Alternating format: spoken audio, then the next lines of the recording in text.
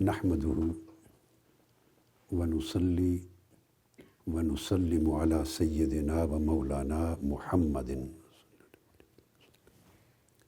رسول النبی الامین المکین الحنین الکریم الرؤوف الرحیم، اما بعد، بسم اللہ الرحمن الرحیم۔ معزز سامعین و ناظرین، جملہ خواتین و حضرات، اللہ رب العزت کی توفیق سے ہم نے پچھلی نشست میں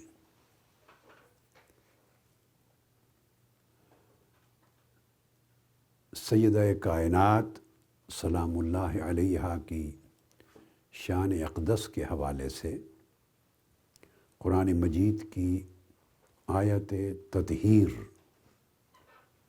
پر تفسیری گفتگو کی تھی، یعنی آیت تطہیر کا اور اس کے سیاق و سباق کا ایک تفسیری تجزیہ پیش کیا تھا۔ آج اس دوسری نشست میں انشاءاللہ تعالی اس دوسرے سوال کو ایڈریس کریں گے جو بہت سے علماء کرام نے اور دین کے طلباء نے مجھ سے پوچھا ہے کہ مسئلہ فدق پر یہ حضور نبی اکرم صلی اللہ تعالی علیہ وآلہ وسلم کے وہ خاص اموال جن کا ذکر آگے آئے گا، ان کی وراثت کے موضوع پر سیدہ کائنات رضی اللہ تعالی عنہا کا سیدنا صدیق اکبر رضی اللہ تعالی عنہ سے سوال کرنا، کیا اس کو خطا سمجھ سکتے ہیں؟ کیا اس کو خطا قرار دے سکتے ہیں یا نہیں؟ یہ ہماری آج کی نشست میں گفتگو کا موضوع ہے۔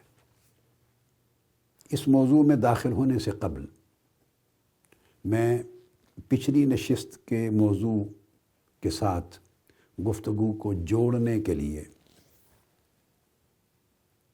تھوڑا سا حصہ آج کی نشست میں پچھلی گفتگو کے تتمہ کے طور پہ عرض کرنا چاہتا ہوں،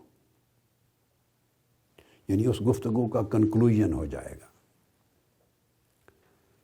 آپ کے ذہن میں ہوگا کہ میں نے عرض کیا کہ آیت تخجیر اور آیت تطہیر یہ دو مضمون ہیں جو سورہ احزاب کی آیت نمبر 28 سے شروع ہو کر آیت نمبر 34 پہ ختم ہوتے ہیں، اور آیت نمبر 33 میں اس کے آخری حصے میں جا کر تطہیر کی بات آتی ہے۔ اب میں اپنی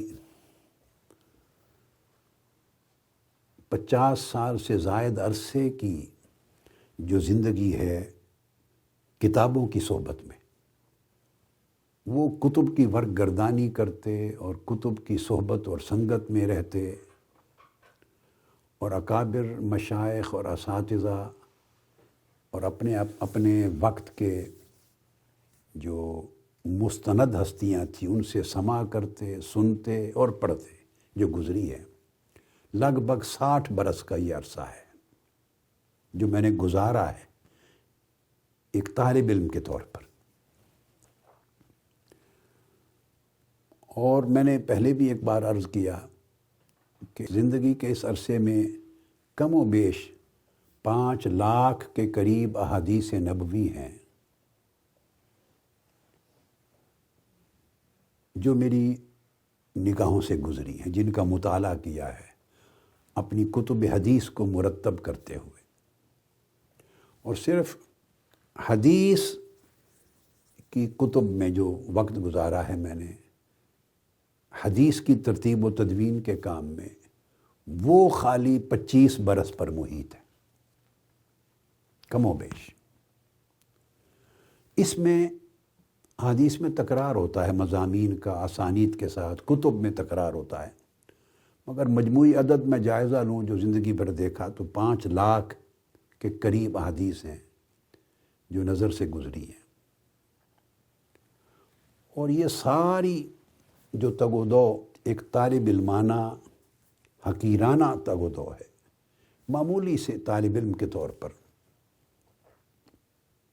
اور یہ بھی میں عرض کر دوں کہ ہم اتفاق سے ایک ایسے زمانے میں ہیں جب علم آلموسٹ، یعنی علم کا کلچر، علم کا ادب،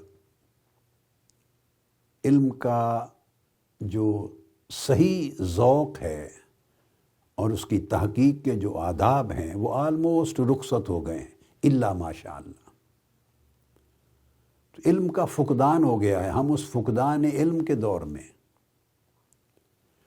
اس وجہ سے لوگ ہمارے جیسے لوگوں کی طرف بھی علم کی نسبت کر دیتے ہیں۔ میں اپنی بات کر رہا ہوں، یعنی ہمارے جیسے لوگوں کی طرف لوگ علم کو منسوب کر دیتے۔ اگر ہم صدیوں پہلے کے زمانے میں ہوتے جب علم کے پہاڑ تھے، ہم تو ایک کنکر ہیں، چھوٹے سے کنکری ہیں۔ جو دور علم کے پہاڑوں کا تھا، جن کی خوشہ چینی ہم نے عمر بھر کی ہے، اگر ان کے دور میں پیدا ہوئے ہوتے تو شاید ہمیں وہ طالب العلم کی صف میں بھی بیٹھنے کی اجازت دیتے یا نہ دیتے، اور اللہ بہتر جانتا ہے ہماری طرف کیا منسوب کرتے۔ اس وجہ سے علم کی دنیا میں کوئی دعویٰ نہیں کیا جا سکتا اور نہیں کرنا چاہیے۔ کسی کی تحقیق حتمی اور قطعی نہیں ہوتی، اس میں ہمیشہ امپروومنٹ کی گنجائش ہوتی ہے۔ اس وجہ سے علم ترقی کرتا رہتا ہے۔ فوق کل ذی علم علیم، ہر علم والے کے اوپر علم والا ہے۔ اس تمہیدی گفتگو کے ساتھ میں عرض کر رہا ہوں کہ ازواج مطہرات، ان کو شرف آقا علیہ السلام کی زوجیت کا ملا ہے، مگر سیدہ کائنات کو شرف آقا علیہ السلام کی بدعیت کا ملا ہے۔ آپ حضور علیہ السلام کا ٹکڑا ہیں، آپ کی جان کا حصہ ہیں۔ تو بہت سے فیوزات اللہ رب العزت کے، اور بہت سی کرامات، اور بہت سے شرف، اور بہت سے فضائل، اور بہت سے خصائص جو اللہ پاک نے حضور علیہ السلام کو عطا کیے، تو آپ کی جان کا حصہ جو آقا نے ڈکلیئر کیا، اس کی وجہ سے اس کے عکس سارے آپ کو ملے ہیں۔ اس کو بدعیت کہتے ہیں، یعنی حضور کا جز ہیں۔ یہ بھی متفق علیہ حدیث ہے، بخاری اور مسلم کی۔ مسور بن مخرمہ راوی ہیں، ان رسول اللہ صلی اللہ علیہ وسلم قال فاطمۃ بدعۃ منی فمن اغضبها اغضبنی، فاطمہ میری جان کا حصہ ہے، جو اس کو ناراض کرتا ہے وہ مجھے ناراض کرتا ہے۔ پھر دوسری حدیث ہے، وہ بھی صحیح بخاری اور مسلم کی، وہ بھی متفق علیہ، قال فإنما ابنتی بدعۃ منی، بے شک میری یہ شہزادی فاطمہ میری جان کا حصہ ہے، یریبنی ما رابہا ویؤذینی ما آذاہا، جو چیز اس کو پریشان کرتی ہے وہ مجھے پریشان کرتی ہے، جو اسے اذیت دیتی ہے وہی مجھے اذیت دیتی ہے۔ پھر اسی طرح مسند احمد بن حنبل اور ترمذی میں حدیث ہے، عبداللہ ابن زبیر رضی اللہ تعالیٰ عنہ سے مروی، اور یہ حدیث بھی حسن صحیح ہے۔ آقا علیہ السلام نے فرمایا اسی طرح، انما فاطمۃ بدعۃ منی یؤذینی ما آذاہا وینصبنی ما انصبہا، فاطمہ میری جان کا ٹکڑا ہے، جو چیز اسے اذیت دیتی ہے وہ مجھے اذیت دیتی ہے، اور جو چیز اس کو پریشانی میں یا مشکل میں ڈالتی ہے، اس کو مشکل میں ڈالتی ہے، وہ میری مشکل اور پریشانی کا باعث ہوتا ہے۔ یعنی جو چیز اس کی طبیعت پہ بوجھ ڈالتی ہے وہ میری طبیعت پہ بوجھ ڈالتی ہے۔ اب والد کی ساری اولاد ہوتی ہے، اور کی اور اولاد بھی تھی، التخصیص نام لے کر، فوکس کر کے، بار بار اسپیسیفکلی سیدہ کائنات کا نام لے کر، شہزادوں کا نام لے کر، یہ بار بار بار کہنا، الفاظ بدل بدل کے، یہ عام کلمہ نہیں ہے کہ جیسے عام طور پہ باپ اپنی اولاد اور بیٹیوں کے لیے اظہار محبت کرتا ہے، یہ اس عمومی طرز عمل سے بڑھ کر ہے، یہ غیر معمولی چیز ہے۔ اسی طرح امام احمد بن حنبل نے روایت کیا ہے، اس کے الفاظ ہیں انما فاطمۃ شجنۃ منی یبسطنی ما یبسطها ویقبضنی ما یقبضها۔ ترجمہ کرنے والے لوگ عام ترجمہ تو یہ کر دیتے ہیں کہ فاطمہ میری شاخ ہے، شجنۃ منی میری شاخ ہے، مگر میں سمجھا دوں شجنا عام شاخ نہیں ہوتی۔ شجنا درخت کی اس شاخ کو کہتے ہیں جہاں کئی شاخیں آپس میں اس طرح جڑی ہوئی ہوں کہ ایک سے دوسری شاخ جدا نہ ہو سکے۔ جو شاخیں 2-3 شاخیں جڑ جائیں اور ان کو جدا نہ کیا جا سکے اس کو شجنا کہتے ہیں۔ اس کا مطلب ہے کہ فاطمہ کہنے کو تو میری شاخ ہے، شجر نبوت کی یا شجر محمدی کی شاخ ہے، مگر ایسی شاخ ہے کہ میرے ساتھ جڑی ہوئی ہے، سو میرے خصائص اس کو منتقل ہو رہے ہیں، میرے فضائل میں سے ان کو حصہ منتقل ہو رہا ہے، میرے شرف میں سے اس کو شرف منتقل ہو رہا ہے، میری خصوصیات میں سے اس کو خصوصیات منتقل ہو رہی ہیں، میری محبت منتقل ہو رہی ہے۔ تو یعنی بہت سارے فیوزات جو میری ذات کے ساتھ خاصہ رسول ہیں اس کا حصہ وافر اس کو منتقل ہو رہا، یہ شاخ اس طرح جڑی ہوئی ہے، مجھ سے جدا نہیں کر سکتے۔ تو فرمایا جو چیز اس کو خوش کرتی ہے وہ مجھے خوش کرتی ہے، اور جو چیز اس کو تکلیف پہنچاتی ہے وہی مجھے تکلیف پہنچاتی ہے۔ یہ بھی میری کتاب ہے جو میں نے آپ کو رکھی، اس کا نام ہے الرطب الجنی فی طرق الحدیث فاطمۃ بضعۃ منی۔ یہ اس حدیث کے تمام طرق اور اسانید پہ یہ کتاب مرتب کی ہے میں نے۔ اس حدیث کے جتنے طرق اور اسانید ہیں وہ سارے جمع کیے ہیں۔ یہ حدیث جو میں نے آپ کو چند ایک روایتیں سنائیں، یہ حدیث کتب حدیث میں بہت سارے طرق کے ساتھ آئی ہے، تو اس طرق کے اوپر یہ کتاب ہے۔ اور بضعۃ منی جو میں نے حدیث آپ کو سنائی متفق علیہ ہے، چونکہ یہ بھی متفق علیہ، اس میں ایک لفظ اور ایڈ کرنا چاہتا ہوں کہ بخاری اور مسلم دونوں کی متفق علیہ حدیث میں ایک روایت اس لفظ کے ساتھ بھی آئی ہے۔ آقا علیہ السلام نے فرمایا ان فاطمۃ بضعۃ منی وانی اکرہ ان یسوءھا۔ فاطمہ میری جان کا ٹکڑا ہے، میری جان کا ٹکڑا ہے، اور میں اس بات کو ہرگز گوارا نہیں کرتا اور پسند نہیں کرتا کہ کوئی اس کو معمولی سی بھی تکلیف یا بوجھ پہنچائے، معمولی سا بھی کوئی اس کو ڈسٹرب کرے، میں گوارا نہیں کرتا۔ یہ بخاری مسلم کی متفق علیہ حدیث ہے۔ اب دیکھیے بحیثیت مسلمان میں تو اس بات کی سوچ کی طرف جانا بھی گوارا نہیں کر سکتا کہ کوئی کہے کہ یہ ایک عام انسانی اور بشری عادت کے ذیل میں یہ کلمات آتے ہیں، جیسے باپ کو کوئی بیٹی بہت پیاری ہوتی ہے یا کوئی بیٹا بہت پیارا ہوتا ہے یا پوتا پوتی یا نواسا نواسی کوئی بہت پیارا ہوتا ہے تو اس کے لیے اظہار محبت کرتا ہے۔ وہ جو عموم ہے، عام انسانی بشری عادت ہے، میں ان کلمات کو اس کا حصہ نہیں سمجھتا، اور کوئی مسلمان ہرگز یہ خطا نہ کرے۔ یہ کلمہ رسول ہے، یہ ارشادات رسول ہیں، یہ فرامین رسول ہیں، یہ احکامات رسول ہیں، اور امت کو سنا رہے ہیں میرے آقا علیہ الصلوۃ والسلام، اور یہ وحی الہی ہے، حدیث نبوی وحی الہی ہے۔ اور پھر ثابت ہیں یہ چیزیں طرق صحیحہ سے متفق علیہ بخاری اور مسلم کے ساتھ، ہزارہا احادیث ہیں، مگر میں نے دیگر کتب سے نہیں پڑھی، میں نے مدار سارا صحت پر رکھا ہے، سند کی صحت کے اوپر۔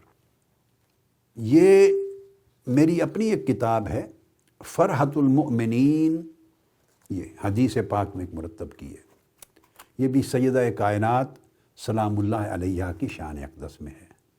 فرحت المؤمنین فی طرق الحدیث فاطمۃ سیدۃ نساء العالمین، یہ میں دکھا رہا ہوں، جن کو ذوق ہو شوق چاہیں وہ پڑھیں۔ یہ جو حدیث آگے بیان کر رہا ہوں میں نے حدیث نبوی کے 63 طرق اس کتاب میں بیان کیے ہیں، 63۔ صحیح بخاری کی حدیث دے رہا ہوں اور متفق علیہ ہے مسلم کی بھی، اور راوی اس حدیث کی بھی ام المؤمنین حضرت سیدہ عائشہ صدیقہ رضی اللہ تعالی عنہا ہے۔ صحیح بخاری کی حدیث ہے، کتاب المناقب کی، اور حدیث کا نمبر ہے 3426 3427 اور اس طرح کئی مقامات پر آئی۔ معروف حدیث ہے، میں اس کا آخری حصہ پڑھ رہا ہوں، جس میں ام المومنین سید عائشہ صدیقہ رضی اللہ تعالی عنہ کی روایت سے یہ حدیث آئی ہے کہ حضور علیہ الصلوۃ والسلام نے سیدہ کائنات، یہ ٹائٹل کہاں سے آیا، سیدہ کائنات کیوں کہتے ہیں آپ کو، اس کی بنیاد یہ فرمان نبوی ہے۔ آقا علیہ السلام نے فرمایا حضرت فاطمہ الزہرا رضی اللہ تعالی عنہ سے، فقال اما تردین، اب میں صحیح بخاری کے یہ الفاظ پڑھ رہا ہوں، ان تکونی سیدۃ نساء اہل الجنہ، اے فاطمہ کیا تم اس بات پہ راضی نہیں ہے کہ وہ تمام عورتیں جو جنتی ہوں گی تو ان سب کی سردار ہوگی۔ اب جنتی کون کون ہوں گی اس پر اب گفتگو کرنے کی حاجت نہیں ہے، تمام جنتی خواتین کی آپ سردار ہوں گی۔ اچھا، اب یہ اسی طرح صحیح بخاری کے یہ الفاظ بھی آئے ہیں، یہ آپ نے سن لیے۔ دوسری جگہ الفاظ آئے ہیں، وہ بھی صحیح بخاری میں ہی ہیں، الا تردین ان تکونی سیدۃ نساء المؤمنین، جتنی مومن عورتیں جنت کی ہوں گی سب کی سردار ہوں گی۔ یہ آ گیا۔ تیسرا یہ ٹائٹل بھی آیا ہے، یہ بھی صحیح بخاری میں اسی روایت میں، سیدۃ نساء ھذہ الامہ، کہ اس امت کی جتنی عورتیں ہیں آپ ان سب کی سردار ہوں گی۔ جب آقا علیہ السلام یہ وعدہ فرما رہے ہیں اور یہ نص قطعی ہے، وعدہ فرما رہے ہیں تو وہ وعدہ حق ہے۔ تو جب اس امت سے تعلق رکھنے والی بلا استثناء تمام جنتی عورتوں کا سردار آقا علیہ السلام نے آپ کو ڈکلیئر کر دیا۔ اسی طرح میں نے کہا یہی روایات صحیح مسلم میں بھی ہیں۔ اب اس میں دو حدیثیں اور ایڈ کر دوں، ایک مسند طیالسی کی ہے اور وہ بھی ام المؤمنین عائشہ صدیقہ رضی اللہ تعالی عنہ سے ہی مروی ہے۔ اس میں آقا علیہ السلام کے زبان اقدس سے ادا ہونے والے الفاظ یہ ہیں، ثم قال یا فاطمہ اما تردین ان تکونی سیدۃ نساء العالمین، یہ جو لفظ ہے سیدہ کائنات، وہ ٹائٹل یہاں سے نکلا ہے۔ اے فاطمہ کیا تو اس بات پہ راضی نہیں ہے کہ تو ساری کائنات کی عورتوں کی سردار ہو؟ تو سیدۃ نساء العالمین۔ اور دوسری حدیث جو ہے وہ افضل نساء العالمین کے الفاظ کے ساتھ ہے۔ اور پھر ایک اور حدیث ہے مسند احمد بن حنبل میں، حضرت عبداللہ ابن عباس رضی اللہ تعالیٰ عنہ اس حدیث کے راوی ہیں۔ اس میں آقا علیہ الصلوۃ والسلام کا ارشاد گرامی سن لیجئے۔ عبداللہ ابن عباس رضی اللہ تعالیٰ عنہ فرماتے ہیں، امام احمد بن حنبل کے مسند میں حدیث صحیح فرماتے ہیں، قال خط رسول اللہ صلی اللہ علیہ وآلہ وسلم فی الارض 4 خطوط، صحابہ کرام بیٹھے ہیں، آقا علیہ السلام نے زمین پر 4 لکیریں کھینچی، اس طرح 4 لائنز لکیریں کھینچی۔ قال تدرون ما ھذا، صحابہ کرام سے پوچھا کہ تمہیں سمجھ آئی ہے یہ 4 لکیریں جو میں نے کھینچی ہیں یہ کیا ہیں؟ فقالوا اللہ ورسولہ اعلم، عرض کیا اللہ اور اللہ کے رسول بہتر جانتے ہیں۔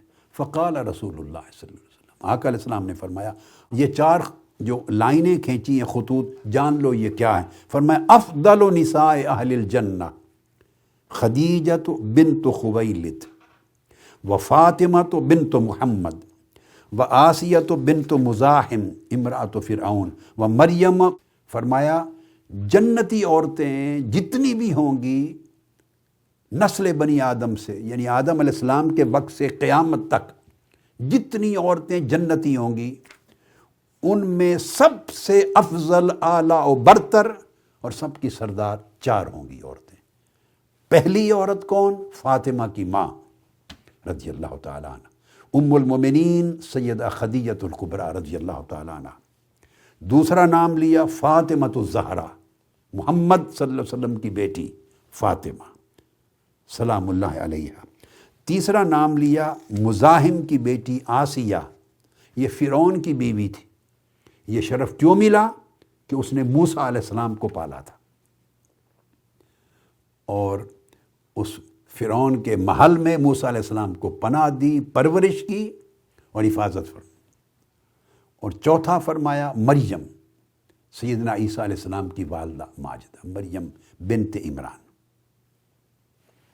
اور یہ پھر بہت ساری جو دیگر احادیث میں ذکر کر رہا تھا، ان میں پھر یہ کثرت کے ساتھ بہت سی کتب حدیث میں اسانید صحیحہ کے ساتھ یہ حدیث آئی ہے، بار بار آئی۔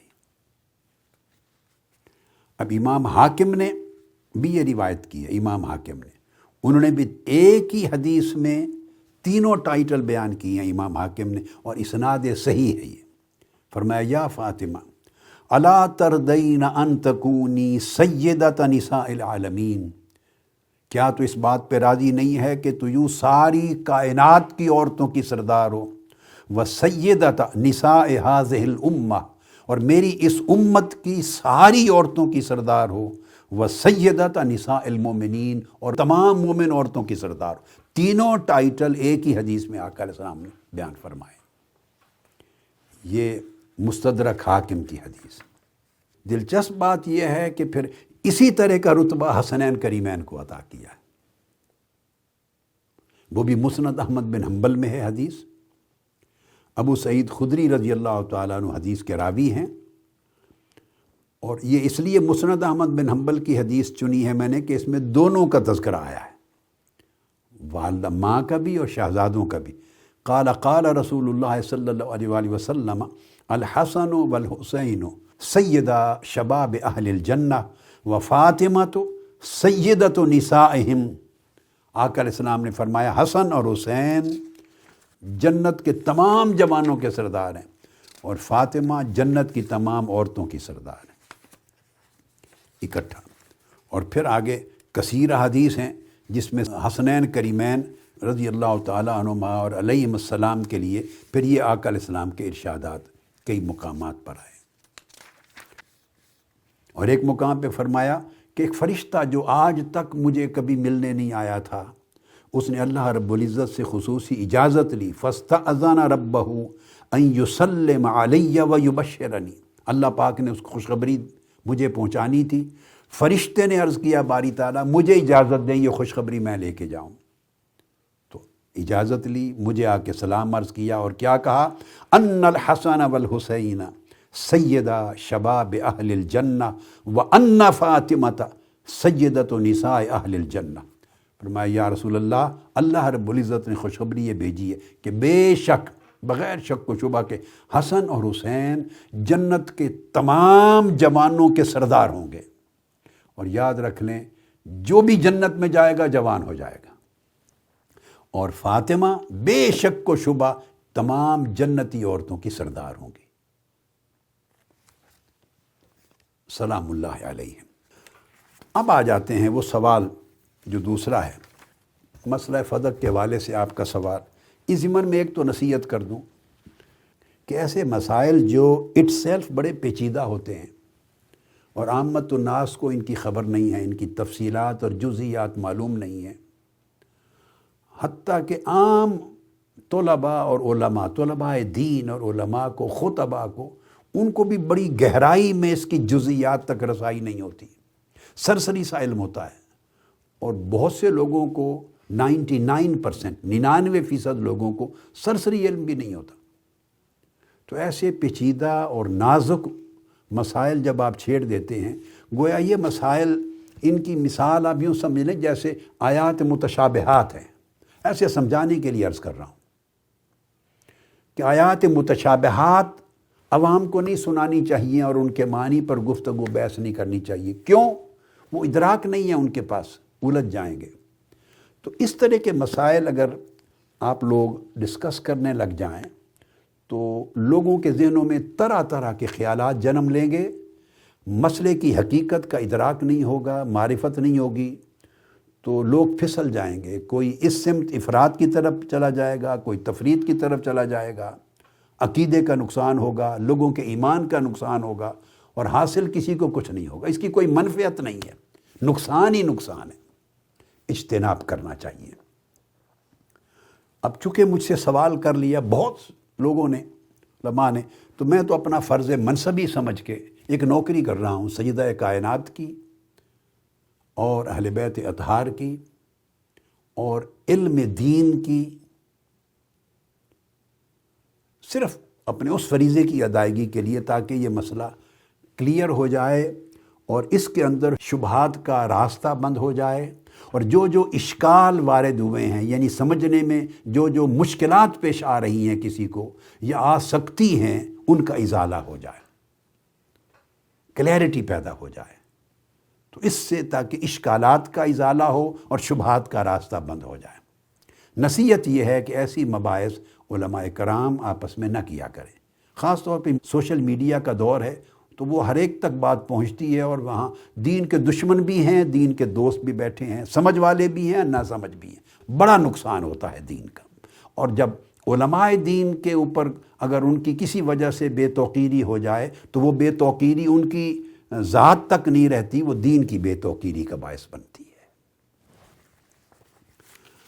اب آ گیا سوال، پہلے تو جواب سن لیجئے اس سوال کا کہ کیا مسئلہ فدق پر آپ نے جو سوال کیا تھا سیدہ کائنات سلام اللہ علیہا نے خلیفۃ الرسول سیدنا صدیق اکبر رضی اللہ تعالیٰ عنہ سے، اور لوگ یہ سمجھتے ہیں کہ آپ کا سوال اور تھا اور جواب مختلف آیا، لہٰذا ان کا جواب حق تھا اور شاید آپ کی خطا تھی، نہیں، معاذ اللہ، استغفر اللہ۔ یہ کہنا اسی طرح ہے جیسے بعض لوگ سمجھتے ہیں کہ سیدنا صدیق اکبر کا فیصلہ غلط تھا اور ان کے فیصلے سے سیدہ کائنات کی معاذ اللہ استغفر اللہ العظیم حق تلفی ہوئی۔ یہ ایک اینگل ہے، تو اس سے سیدنا صدیق اکبر رضی اللہ تعالیٰ عنہ کی شان اقدس کے بارے میں تنقیص کے پہلو نکلتے ہیں۔ میں نے اس موضوع پر چند سال پہلے خطاب کیا تھا جس میں شان شیخین کا دفاع کیا تھا، سیدنا صدیق اکبر اور سیدنا فاروق اعظم رضی اللہ تعالیٰ عنہما۔ ان پر جو اعتراضات وارد کیے گئے یا شبہات پیدا ہوئے یا اشکالات پیدا ہوئے، ان کا دفاع کیا تھا، ان کی نوکری کی تھی۔ وہ خطابات کی پوری ایک سیریز ہے، دفاع شان شیخین کے عنوان سے ہے۔ جن کو ان مسائل میں زیادہ تحقیق کا شوق ہو تو وہ اس کو سما کر لیں۔ اب اس طرح وہ تو سیدنا صدیق اکبر رضی اللہ تعالیٰ عنہ کے معاذ اللہ فیصلے کو خطا پر مبنی اگر سمجھا تو عذر گستاخی ہوگی۔ اب یہ دوسری جہت ہے کہ سیدہ کائنات کے اس سوال کو یا گفتگو کے بارے میں اگر خیال آئے کہ شاید انہوں نے خطا کی تو انہیں ادھر گستاخی ہوگی، ادھر گستاخی ہوگی۔ نہ ان کے سوال میں خطا تھی، اب جواب سن لیں، اور نہ سیدنا صدیق اکبر کے جواب میں خطا تھی۔ ان کا سوال بھی مبنی بر حق تھا اور حق ہے، سیدنا صدیق اکبر رضی اللہ تعالیٰ عنہ کا جواب بھی مبنی بر حق ہے۔ سوال و جواب میں کسی سمت کوئی خطا نہیں اور نہ کسی خطا کا امکان۔ یہ تو مختصر جواب ہے کہ آپ کا سوال حق پر مبنی تھا، سیدنا صدیق اکبر کا جواب حق پر مبنی تھا۔ اب آپ کے ذہن میں یہاں سے ایک سوال پیدا ہوگا کہ یہ بات کیسے ہو گئی کہ یہ سوال بھی حق ہو گیا اور جواب بھی حق ہو گیا؟ ہاں، تو میں اس کا پہلے اجمالی جواب دیتا ہوں، یہ بات اجمالاً سمجھاتا ہوں، پھر اس کی تفصیل میں آتے ہیں۔ یاد رکھ لیں، کئی بار ایسا ہوتا ہے کہ آدمی ایک سوال کرتا ہے اور جواب اس سوال کے موافق اپیرنٹلی جو ظاہر ہوتا ہے سوال سے، ایک آدمی سننے والا جو معنی سمجھتا ہے سوال کا، سوال کرنے والے کا معنی کیا تھا، اس کے ذہن میں کیا مقصود تھا، کیا ریزن تھی، اس کا مقصد کیا تھا، مراد کیا تھی، اس کی بات نہیں کر رہا۔ ممکن ہے جو ہم سمجھ رہے ہیں اور آپ سمجھ رہے ہیں سوال کا مقصد، وہ ان کے ذہن میں ہو ہی نہ، کچھ اور مقصد ہو۔ میں بات کر رہا ہوں جو ظاہر ہوتا ہے سوال سے، ایک سننے والا جو سمجھتا ہے، تو اگر جواب اس مقصد کے مطابق نہ ہو تب بھی خطا نہیں ہوتی۔ کئی بار سوال کیا جاتا ہے، جواب اپیرنٹلی مختلف نظر آتا ہے، مگر دونوں طرف خطا نہیں ہوتی۔ چند مثالیں دے دیتا ہوں قرآن مجید سے اور کثیر ہیں امثلہ اس کی، مثالیں کثیر ہیں، سمجھانے کے لیے اتنا کچھ کافی ہے۔ سورہ بقرہ کی آیت نمبر 30 معروف واقعہ ہے سیدنا آدم علیہ السلام کی تخلیق کا جب ارادہ اللہ رب العزت نے ظاہر فرمایا۔ اعوذ باللہ من الشیطان الرجیم وَإِذْ قَالَ رَبُّكَ لِلْمَلَائِكَةِ إِنِّي جَاعِلٌ فِي الْأَرْضِ خلیفہ، اس مقام پر تو ملائکہ نے کیا کہا تھا؟ ملائکہ نے ایک سوال کیا، قَالُوا أَتَجْعَلُ فِيهَا مَن يُفْسِدُ فِيهَا وَيَسْفِكُ الدِّمَاءَ، کیا تو ایسے کو خلیفہ بنا رہا ہے زمین میں باری تعالیٰ جو اس میں فساد کرے گا، خون بہائے گا؟ وَنَحْنُ نُسَبِّحُ بِحَمْدِكَ وَنُقَدِّسُ لَكَ، پھر انہوں نے اپنے سوال کے ساتھ ایک دلیل بھی دی تھی، اور ہم تو ہر وقت تیری تسبیح کرتے ہیں، تیری تقدیس کرتے ہیں۔ یہ سوال تھا۔ تو اس سوال کا جو ظاہری مقصد سننے والے کو سمجھ میں آتا ہے، مقصود ان کا استعلام اور استفہام ہے، یعنی حکمت جاننے کے لیے، حکمت معلوم کرنے کے لیے سوال کیا۔ مگر جب آدمی سوال دوسرا سنتا ہے، اس کے ذہن میں یہ بات اکثر و بیشتر نہیں جاتی کہ حکمت جاننے کے لیے سوال کیا جا رہا ہے۔ عین ممکن ہے وہ سمجھ لیں کہ انہوں نے یہ سوال کیا ہے، یہ ان کا عقیدہ ہے، یہ نقطہ نظر ہے، یا یہ اعتراض ہے، معاذ اللہ، ایسا نہیں ہوتا۔ تاہم سوال کیا، جواب آیا، قال انی اعلم ما لا تعلم، جو میں جانتا ہوں تم نہیں جانتے۔ ملائکہ نے سوال کیا، اللہ رب العزت نے ان سے یہ نہیں فرمایا کہ تم خطا پر ہو، فرمایا میں جانتا ہوں جو تم نہیں جانتے۔ اب فرشتوں کو اس لیے خطا نہیں کہتے کہ وہ معصوم ہیں، معصوم عن الخطا ہیں ملائکہ۔ تو یہاں میں یہ عرض کروں گا کہ وہ فرشتے جو یہ سوال کر کے بھی خطا پہ نہ ہوئے اس لیے کہ وہ معصوم ہیں، تو یہ بات کبھی نہ بھولیں، وہ جو ملائکہ معصوم ہیں وہ سیدہ کائنات کے شہزادوں کا جھولا چلانے والے ہیں۔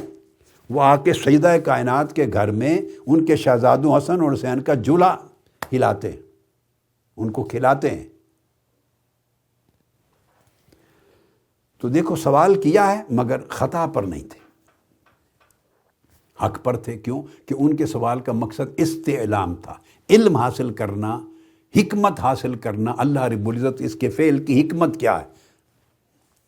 اسی طرح نوح علیہ السلام کا واقعہ ہے سورہ ہود میں، وہ جو بیٹا ڈوب گیا تو اس کے بارے میں پوچھنا، فقال رب ان ابنی من اہلی وان وعدک الحق، وہ جو بیٹا ڈوب گیا وہ میری اہل میں سے تھا، میرا بیٹا تھا، اور تیرا وعدہ بھی حق تھا کہ تیرے گھر والوں کو بچا لوں گا، وانت احکم الحاکمین۔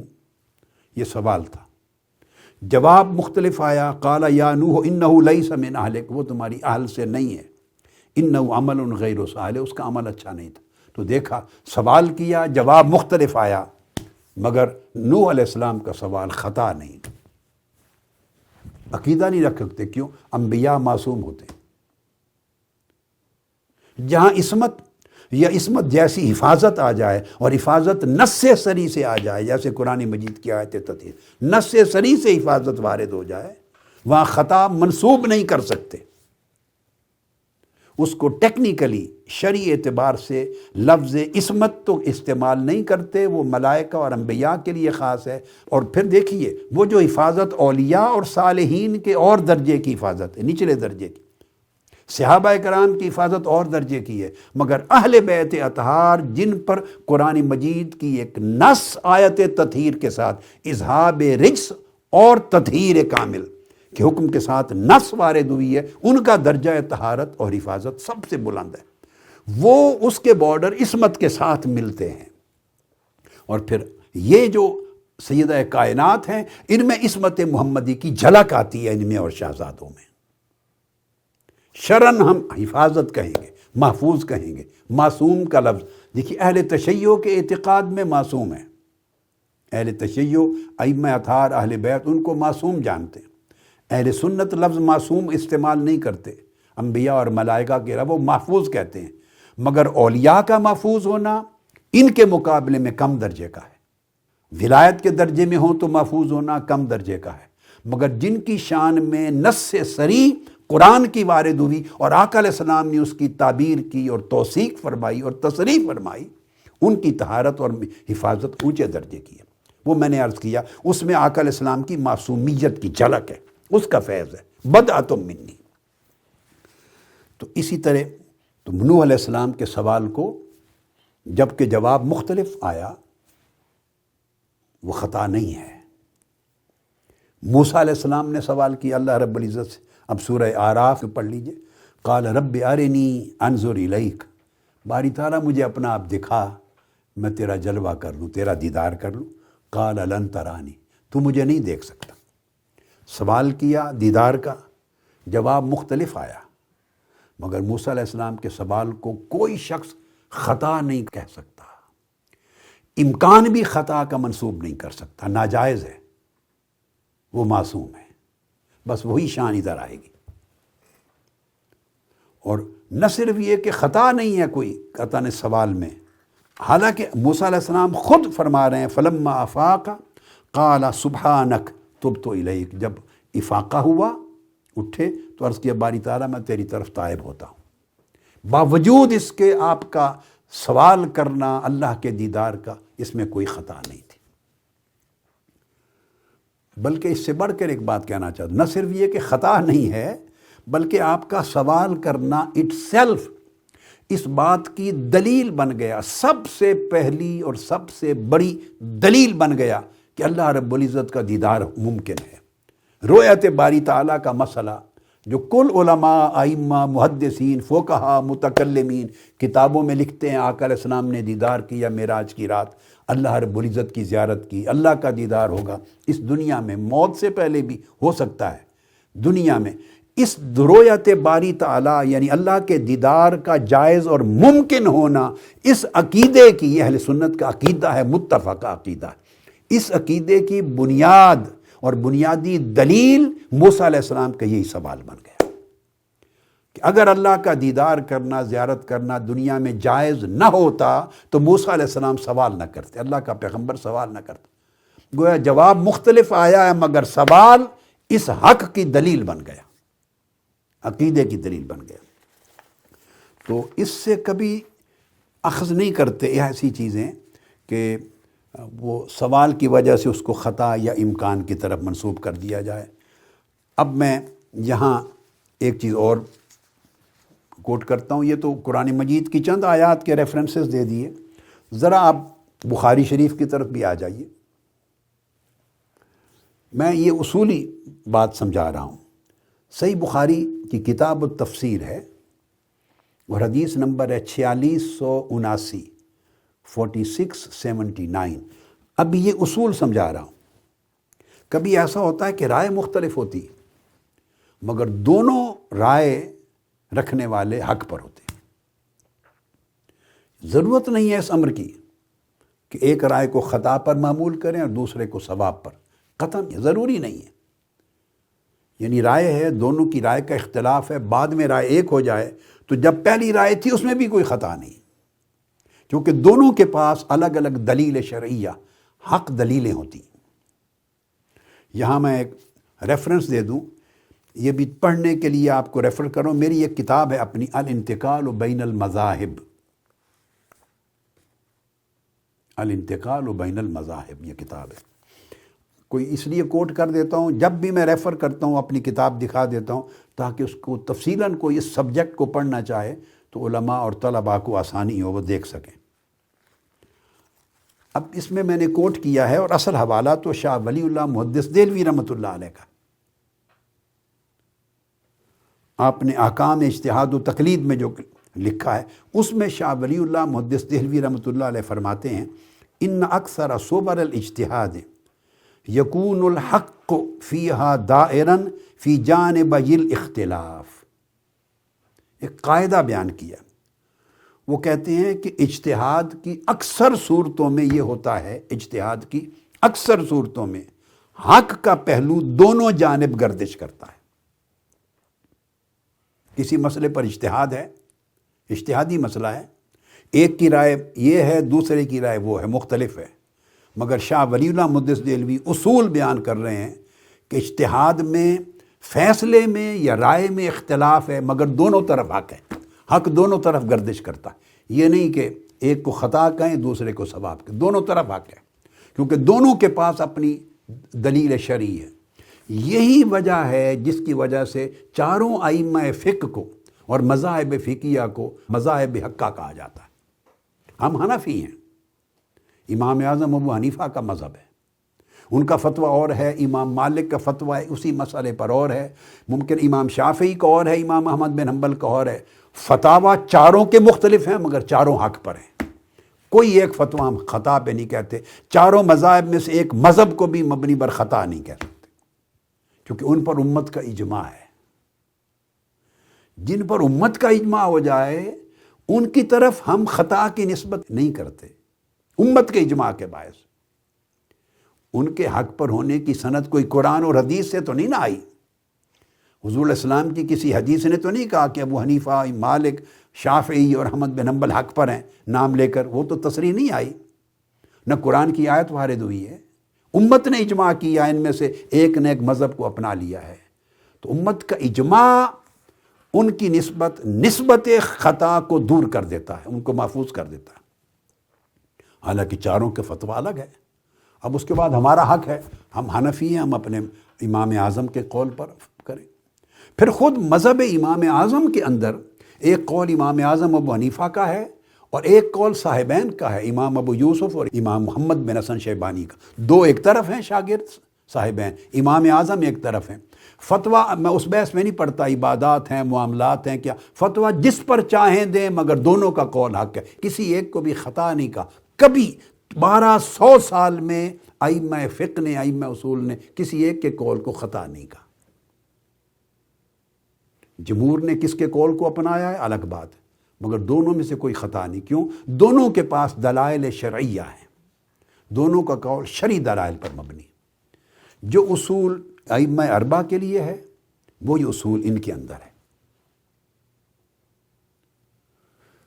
کبھی ایسے ہوتا ہے کہ امام اعظم کے ساتھ امام محمد مل جاتے ہیں اور امام ابو یوسف ایک طرف ہوتے ہیں، تب بھی کسی ایک کے قول کو خطا نہیں کہتے۔ تو الغرض کبھی شیخین مل جاتے ہیں، امام اعظم امام ابو یوسف اکٹھے ہو جاتے ہیں ایک قول پر، امام محمد بن حسن شیبانی کا قول الگ ہے، پھر بھی خطا نہیں کہتے۔ تو یہ جو میں نے قاعدہ عرض کیا وہ یہ کہ اختلاف بھی ہو تو اس کے باوجود رائے فتویٰ مختلف ہونے کے باوجود حق دونوں طرف ہوتا ہے۔ یہ میں اصولی بات سمجھا رہا ہوں، اجمالی جواب میں اصولی چیز۔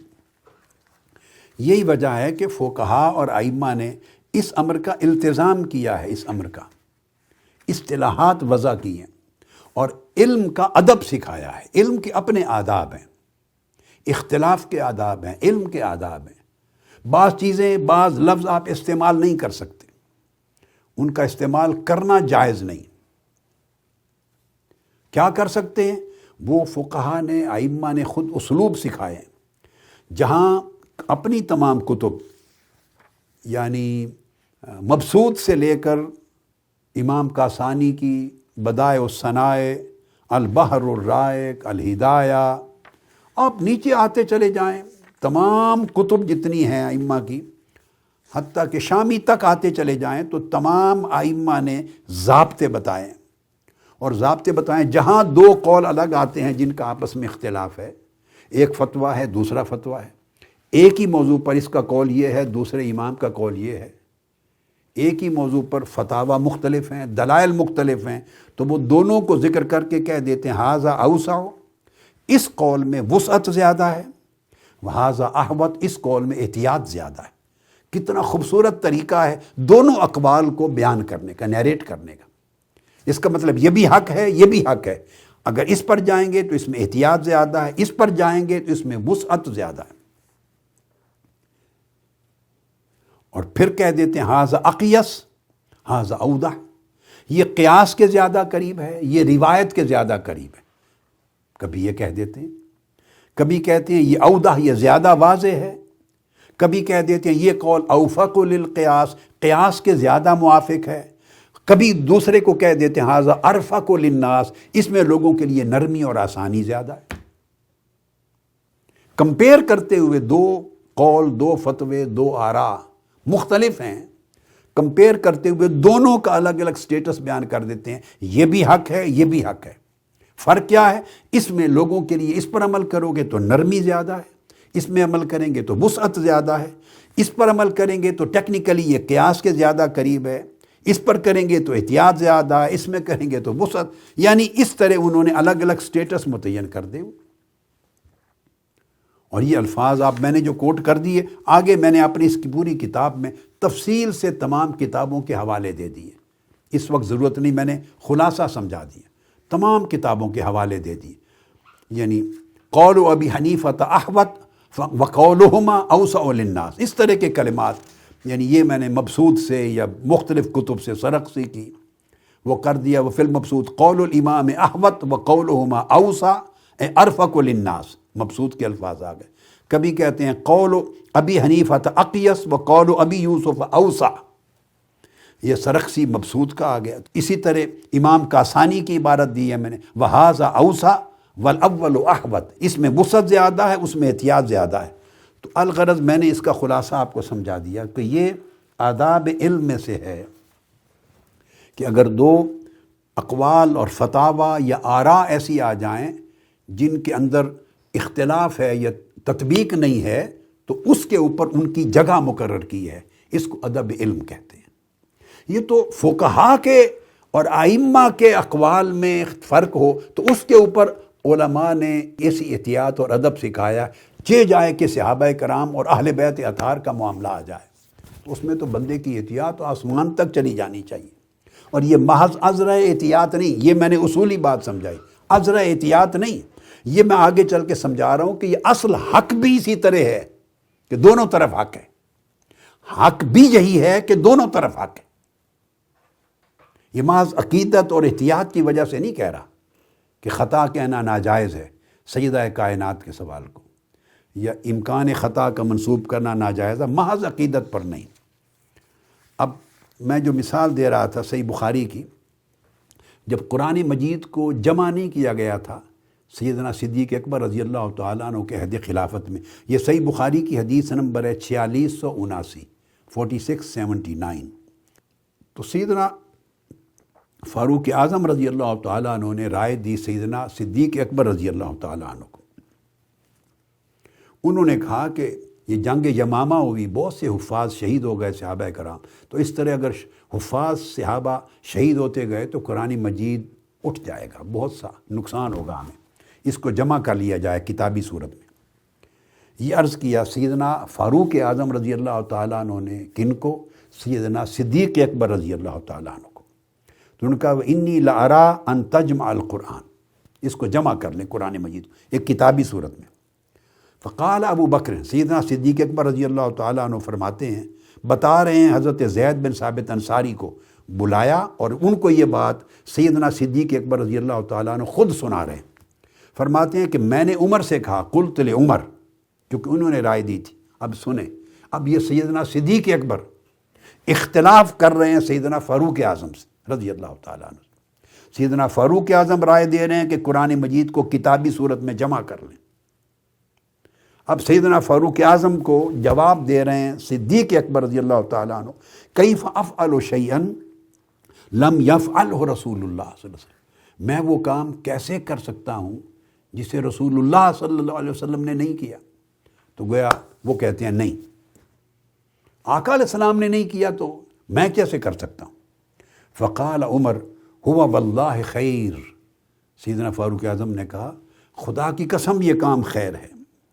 آگے الفاظ سنیے حدیث پاک کے صحیح بخاری کے، سیدنا صدیق اکبر رضی اللہ تعالیٰ عنہ فرما رہے ہیں، فلم یزل عمر یراجعنی فیہ حتی شرح اللہ لذالک صدری، میں انکار کرتا رہا، فاروق اعظم اصرار کرتے رہے اور وہ اس کو بار بار پلٹا پلٹا کے کہتے رہے حتیٰ کہ اللہ نے میرا سینہ اس موضوع پر کھول دیا، یعنی میری رائے کیا کھولا؟ وَرَأَيْتُ الَّذِي رَأَى عُمَرُ، میری رائے وہی ہو گئی جو عمر کی رائے تھی، تو دونوں کی رائے ایک ہو گئی۔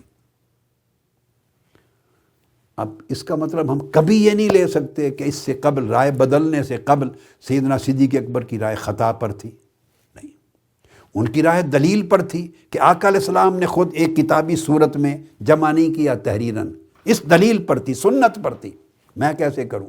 ان کی دلیل سنت پر تھی، ان کی دلیل مبنی بر حکمت اور مصلحت اور ضرورت پر تھی، ان کی دلیل ضرورت پہ مبنی تھی، سیدنا صدیق اکبر کی دلیل سنت پر مبنی تھی، کون سی بات کو خطا کہیں گے؟ اور سیدنا فاروق اعظم کی رائے کی طرف الٹیمیٹلی سیدنا صدیق اکبر پلٹ گئے۔ تو جب پلٹ گئے تب بھی یہ نہیں کہیں گے کہ اب ان کی رائے صحیح ہو گئی، پہلے غلط تھی یا خطا تھی، نہیں۔ یہ اجتہاد میں ابحاث میں اس طرح ہوتا ہے، یہی طریقہ کار ہے۔ اسی طرح پالیسیاں بنتی ہیں، اسی طرح قوانین بنتے ہیں، اسی طرح اجتہادات بنتے ہیں، اس طرح احکام وضع ہوتے ہیں، سوائے نازل ہونے والے حکم کے۔ پھر جب دونوں کی رائے ایک ہو گئی تو سیدنا صدیق اکبر رضی اللہ تعالیٰ عنہ نے حضرت زید بن ثابت کو بلا بھیجا، اور بلا کے ان کو سپرد کرنی تھی اسائنمنٹ کہ آپ قرآن مجید جمع کریں۔ اور جب ان کو بلایا تو ان کو یہ سارا واقعہ سیدنا صدیق اکبر رضی اللہ تعالیٰ عنہ نے خود سنایا ہے، جو میں نے ابھی تک صحیح بخاری سے پڑھا۔ اور جب بتا چکے کہ اب ہم دونوں کی رائے ایک ہو گئی ہے کہ قرآن مجید کو جمع کیا جائے، سو زید بن ثابت سے فرمایا آپ کی ڈیوٹی لگاتا ہوں کہ آپ اس کام کو کریں۔ اب سنیے آگے حضرت زید بن ثابت فرماتے ہیں حدیث کی روایت کرتے ہوئے اسی بخاری میں، قل تو میں نے کہا کیف تفعلان شیئا لم یفعلہ النبی صلی اللہ علیہ وسلم۔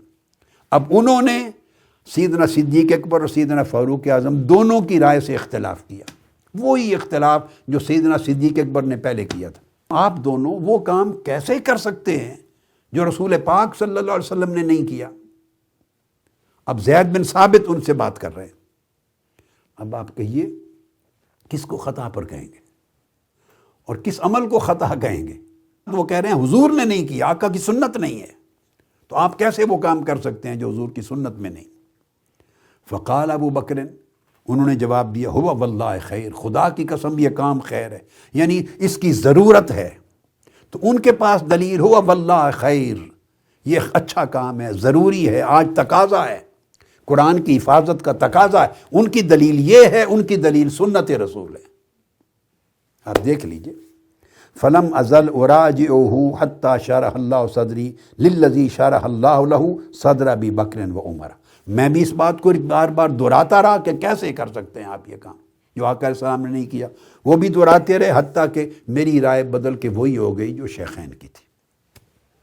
یہ میں نے آپ کو پہلے قرآن مجید کی آیات سے بتائیں، انبیاء علیہ السلام کے تذکرے، اور اب صحیح بخاری سے اب خلفائے راشدین کی بتا دی، اور کتنی ڈیولپمنٹ ہوئی ہے آپ دیکھیے۔ ایک کی رائے ہے، دوسرے کی مختلف ہے، پھر اتفاق ہوا ہے، پھر دونوں کی رائے ہے، حضرت زید بن ثابت کی مختلف ہے، پھر تکرار ہوتا رہا ہے، پھر جا کے ہوا۔ تو کسی سطح پر کسی کی رائے بھی خطا پر نہیں تھی۔ یہ اسلوب ہے، یہ اصول ہے، اس طرح دینی احکام آگے ڈیولپ ہوتے ہیں۔ اگر ایسی چیزیں نہ ہوں تو بہت سے احکام مخفی رہ جائیں۔ دونوں طرف کے سوال صائب ہوتے ہیں، ثواب پر مبنی ہوتے ہیں، حق پر، خطا نہیں ہوتی۔ ام المومنین حضرت عائشہ صدیقہ رضی اللہ تعالیٰ عنہ، وہ اس عقیدے کی یا اس فکر کی قائل نہیں تھی کہ معراج کی رات آقا علیہ السلام نے اللہ کا دیدار کیا۔ وہ رؤیت باری تعالیٰ کو نہیں مانتی تھی کہ حضور علیہ السلام نے معراج کی رات اللہ کی زیارت کی۔ ان کے پاس قرآن مجید کی ایک آیت کریمہ کی دلیل تھی، اس کی تشریح فرماتی تھی، مگر کوئی بات آقا علیہ السلام کی طرف منسوب نہیں کرتی تھی کہ حضور علیہ السلام نے یہ فرمایا کہ میں نے نہیں دیکھا اللہ کو، یہ نہیں منسوب کرتی تھی۔ ایک آیت ہے قرآن مجید کی کہ آنکھیں اس کا احاطہ نہیں کر سکتی اللہ کو، تو اس آیت کا مفہوم یہ سمجھتی تھی کہ جب آنکھیں احاطہ نہیں کر سکتی تو حضور علیہ السلام نے کیسے دیکھا اللہ کو؟ تو ان کی رائے رؤیت باری تعالیٰ کے انکار پر تھی۔ حضرت عبداللہ ابن عباس رضی اللہ تعالیٰ عنہ اور دیگر صحابہ اور اکثریت سلف صالحین کی اور جمہور علماء امت، وہ آقا علیہ السلام کی شب معراج رؤیت باری تعالیٰ کے حق میں ہے۔ سو عقیدہ ہمارا رؤیت باری تعالیٰ کا ہے کہ آقا علیہ السلام کو جن نعمتوں سے نوازا گیا ان میں سب سے اعلیٰ نعمت یہ تھی کہ اللہ پاک نے آپ کو بلا حجاب دیدار عطا کیا۔ تو ساری امت کا عقیدہ، کثرت صحابہ اور کثرت تابعین سلف صالحین کا عقیدہ حضرت عائشہ صدیقہ رضی اللہ تعالیٰ عنہ کی رائے سے موافق نہیں ہے۔ مگر میں نے زندگی میں آج کے دن تک 1200 سال میں لکھی گئی جتنی کتب ہیں ان میں کسی امام کا لکھا ہوا قول یہ نہیں پڑھا کہ کہا ہو کہ ام المومنین خطا پر ہے۔ خطا کا لفظ منسوب نہیں کیا۔ وہ آیت تطہیر ان کی حفاظت کرتی ہے، کیونکہ ان کے پاس دلیل شرعی ہے، اور آقا علیہ السلام کی روایت نہیں سنی، اور عبداللہ ابن عباس اور دیگر صحابہ نے آقا علیہ السلام سے سن کر آپ کی حدیث کی یہ تعبیر کی تھی۔ اس طرح کے اور بھی کئی مسائل ہیں، ان کا میں آگے ذکر نہیں کرتا ہوں۔ حضرت امیر معاویہ رضی اللہ تعالیٰ عنہ، وہ جسمانی معراج کے قائل نہیں تھے، سن لیں۔ حضرت معاویہ رضی اللہ تعالیٰ عنہ سمجھتے تھے کہ معراج آقا علیہ السلام کا خواب میں روحانی معراج ہوا ہے۔ اب پوری امت کی جمہور کا اجماع یہ ہے کہ جسمانی معراج ہے اور بیداری میں معراج ہوا ہے، اور جسمانی اور روحانی سارا پورے جسم عطر کے ساتھ گئے، تو ساری امت کا عقیدہ اس پر ہے۔ علمی طور پہ یہ خیال کرتے ہیں، انہوں نے کبھی یہ نہیں کہا ہے، لکھا کتب میں نہیں لکھا کہ حضرت معاویہ اس عقیدے میں خطا پر تھے۔ قول سارا حضور کے جسمانی معراج کا ہے، یقظتاً بیداری کے معراج کا ہے۔ قرآن مجید کی آیت ہے، سبحان الذی اسریٰ بعبدہ لیلا من المسجد الحرام، تو معجزہ کے طور پر بیان کیا، تو خواب تو معجزہ نہیں ہوتا، مگر کسی نے ایسا نہیں کیا کہ ان کی رائے کو اس طرح کا تبصرہ کیا ہو۔ تو یہ آداب علم ہے۔ آقا علیہ السلام نے یہی تلقین اپنی سنت سے دی تھی صحابہ کرام کو۔ صحیح بخاری اور مسلم دونوں میں متفق علیہ حدیث ہے کہ جب غزوہ احزاب سے فارغ ہوئے تو آقا علیہ السلام نے حکم دیا صحابہ کرام کو، بنو قریظہ چلو، وہاں سازش ہو رہی تھی، اسلامی ریاست مدینہ کے خلاف حملہ کرنے والے تھے۔ فرمایا وہاں چلو، اور حکم دے دیا کہ کوئی شخص بھی نماز عصر جو ہے وہ بنی قریظہ پہنچے بغیر نہ پڑھے۔ جب بنی قریظہ پہنچو تو نماز عصر وہاں پڑھیں۔ آقا علیہ السلام نے کیٹیگوریکلی فرما دی، تم میں سے کوئی شخص عصر بنو قریظہ پہنچے بغیر نہ پڑھے۔ صحابہ کرام چل پڑے، راستے میں نماز عصر کا وقت ہو گیا۔ یہ بخاری مسلم کی متفق علیہ حدیث ہے۔ یہ میں پہلا حصہ ختم کر رہا ہوں اجمالی جواب کہتے ہوئے کہ اصول کیا ہے، جب ایسی چیز ہو تو کیا کہنا چاہیے اور کیا نہیں۔ تو چل پڑے تو نماز عصر راستے میں اس کا وقت ہو گیا، تو بعض لوگوں نے کہا کہ ہم نماز عصر کا وقت ہو گیا پڑھ لیتے ہیں، انہوں نے نماز عصر راستے میں پڑھ لی۔ بعض صحابہ کرام نے کہا نہیں، آقا علیہ السلام نے حکم دیا تھا کہ بنو قریظہ پہنچے بغیر کوئی عصر نہ پڑھے، سو ہم نہیں پڑھیں گے، بھلے قضا ہو جائے۔ انہوں نے نہیں پڑھی، انہوں نے بنو قریظہ ہی جا کے پڑھی قضا نماز، وہاں جا کے پڑھی، تاخیر کے ساتھ پڑھ لی اور قضا پڑھ لی۔ اب جنہوں نے رستے میں پڑھ لی انہوں نے یہ کہا کہ آقا علیہ السلام کے فرمانے کا یہ مقصد نہیں تھا کہ نماز قضا کر بیٹھنا، وہ دراصل ہمیں سفر جلدی طے کرنے کو حکم دینا چاہتے تھے۔ مراد یہ تھی کہ عصر تک وہاں پہنچنا ہے اور عصر وہیں جا کے پڑھنی، تو آقا علیہ السلام کے فرمان کا مقصود یہ تھا، انہوں نے یہ سمجھا۔ انہوں نے کہا نہیں، وربیٹم حکم یہ تھا کہ بنو قریظہ سے پہلے کوئی عصر نہ پڑھے، ہم لفظ بلفظ جو فرمایا اس پر عمل کریں گے۔ تو دو مختلف عمل ہو گئے۔ جب آقا علیہ السلام کی بارگاہ میں پہنچے تو دونوں نے اپنا اپنا عمل بتا دیا۔ تو حدیث پاک ہے بخاری مسلم میں، آقا علیہ السلام نے کسی کے عمل کو خطا نہیں کہا، کسی سے نہیں فرمایا کہ تم نے خطا کی، غلطی کی، نہیں، دونوں کی بات سن لی، خاموش ہو گئے، کیونکہ دونوں کے پاس ایک دلیل ہے، حدیث نبوی سے اپنا اپنا قول بیان کیا ہے۔ تو یہ میں نے چند چیزیں ایک اصول سمجھانے کے لیے عرض کی ہیں۔ یہاں تک تو میں نے آپ کو یہ دلائل دیے، ایک واقعہ اور دلیل کے طور پہ وہ بھی دینا چاہتا ہوں، مگر اس میں آپ کے عقیدے کی اور عقیدت کے ذوق کا پہلو بھی ہے۔ وہ ایک اور ایمان افروز واقعہ ہے، اس کو علامہ زمخشری نے بیان کیا ہے۔ ان کی ایک کتاب ہے المختصر من کتاب الموافقہ، المختصر من کتاب الموافقہ بین اہل البیت والصحابہ۔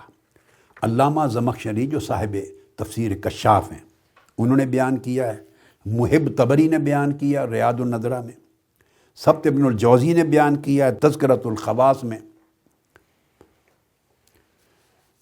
میں جو علامہ زمخشری کی المختصر من کتاب الموافقہ سے بیان کر رہا ہوں، وہ بیان فرماتے ہیں کہ جب مدائن فتح ہوا اور اموال غنیمت آئے سیدنا فاروق اعظم رضی اللہ تعالیٰ عنہ کے پاس، مسجد نبوی میں ان کا ڈھیر لگ گیا، تو آپ نے سب کو بلا کے تو مال غنیمت، جس کو آپ بوٹی کہتے ہیں، جو جنگ سے فتوحات سے ہوتے تھے اموال غنیمت، وہ تقسیم فرمایا۔ تو آپ نے سیدنا امام حسن کو بھی 1000 درہم دیے، پھر امام حسین کو بلایا، ان کو بھی 1000 درہم دیے، دونوں کو 1000 درہم دے کے پھر اپنے بیٹے حضرت عبداللہ بن عمر رضی اللہ تعالیٰ عنہ ان کو بلایا، ان کو 500 درہم دیے۔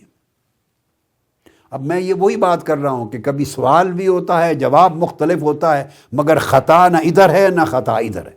اصل میں ساری گفتگو اس حصے پر کر رہا ہوں، اس کے بعد ہم مسئلہ فدق میں داخل ہوں گے۔ یہ فاؤنڈیشن بنا رہا ہوں اصولی۔ تو جب وہ ان کو 500 درہم ملے تو انہوں نے اپنے والد گرامی امیر المومنین سیدنا فاروق اعظم رضی اللہ تعالیٰ عنہ سے عرض کیا کہ آپ نے حسنین کریمین دونوں کو مجھ سے 2 گنا دی ہے رقم، یعنی مال غنیمت میں سے، اور مجھے آدھا دیا ہے۔ مطلب ان کا یہ تھا کہ میں عمر میں زیادہ ہوں، میں نے غزوات میں حصہ لیا ہے، آقا علیہ السلام کے ساتھ جنگوں میں گیا، قربانیاں دیں، یہ شہزادے چھوٹے تھے، میرا ایکسپیرینس زیادہ ہے، مجھے کم آدھا کیوں دیا، برابر کیوں نہیں دیا؟ اب یہ ان کا سوال تھا۔ ان کے سوال میں مجھے کوئی خطا نظر نہیں آئی، کہ وہ جو شرعی قاعدہ ہے مال غنیمت ایک جیسا ہونا، اس کے مطابق سوال کر رہے ہیں کہ شریعت کی کوئی نص مجھے دکھائی نہیں دی کہ اس نص کی وجہ سے ان کو زیادہ دیں۔ ان کا سوال ہے، اس سوال میں کوئی خطا نہیں۔ اب سیدنا فاروق اعظم کا جواب سن لیجئے۔ وہ جواب دیتے ہیں، بیٹے یعنی عبداللہ بن عمر کو، تم حسنین کے برابر حصہ مانگتے ہو تو جاؤ ان کی ماں جیسی اپنی ماں لے آؤ، ان کے باپ جیسا اپنا باپ لے آؤ، ان کے نانا جیسا اپنا نانا لے آؤ، ان کی نانی جیسی اپنی نانی لے آؤ۔ عبداللہ تمہیں پتہ ہے حسنین کی ماں فاطمہ ہے، ان کا باپ علی ہے، ان کا نانا محمد صلی اللہ علیہ وآلہ وسلم ہے، ان کی نانی خدیجہ الکبریٰ ہیں۔ بس اتنا جواب دے دی۔ اب آپ اندازہ کر لیں، اس میں اور بھی رشتے بیان کیے۔ تو ان کا جواب تھا شرعی قاعدے کہ کس روح سے مجھے آدھا دے رہے ہیں، یہ مجھ میں کمی کیا ہے؟ اور یہ ان کا سوال تھا، اور ان کا جواب تھا جو حکمت و بصیرت پر مبنی تھا، اور وہ جو رشتہ قرابت ہے اس قرابت کے بنیاد اصول کے اوپر تھا، جو آگے سوال آئے گا۔ تو اس قرابت کے اوپر مبنی وہ سوال تھا جو احترام قرابت ہے اور حکمت اور بصیرت روحانی ہے، اس پر مبنی جواب تھا۔ تو سوال کرنے والے کے سوال میں خطا نہیں تھی، چونکہ اس کا سوال ایک شرعی دلیل پر قائم تھا، اور سیدنا فاروق اعظم کے جواب اور طرز عمل میں خطا نہیں تھی کہ ان کا جواب اصول قرابت اور حکمت و بصیرت پر مبنی تھا۔ بعض اوقات سوال اور جواب الگ الگ حکمتوں پر مبنی ہوتے ہیں۔ تو آج کی گفتگو الحمدللہ اس پر ختم کرتے ہیں۔ اب اگلی نشست جو انشاءاللہ تعالی وہ ہوگی خاص اس سوال سے متعلق کہ آپ کا جو سوال تھا، میں دہرا رہا ہوں اسی بات کو، مسئلہ فدق کے حوالے سے جو وراثت کا سیدنا صدیق اکبر رضی اللہ تعالیٰ عنہ سے، تو کیا اس کو خطا سمجھا جا سکتا ہے یا خطا قرار دیا جا سکتا ہے یا نہیں؟ تو اگلی نشست پوری خالصتاً اس پر ہوگی، اور وہ گفتگو بھی قرآن اور حدیث کی روشنی میں ہوگی انشاءاللہ۔ والسلام علیکم ورحمۃ اللہ وبرکاتہ۔ سب سے پہلے نئی ویڈیوز کو حاصل کرنے کے لیے شیخ الاسلام ڈاکٹر محمد طاہر القادری کے آفیشیل یوٹیوب چینل کو سبسکرائب کریں اور بیل آئیکن کلک کریں۔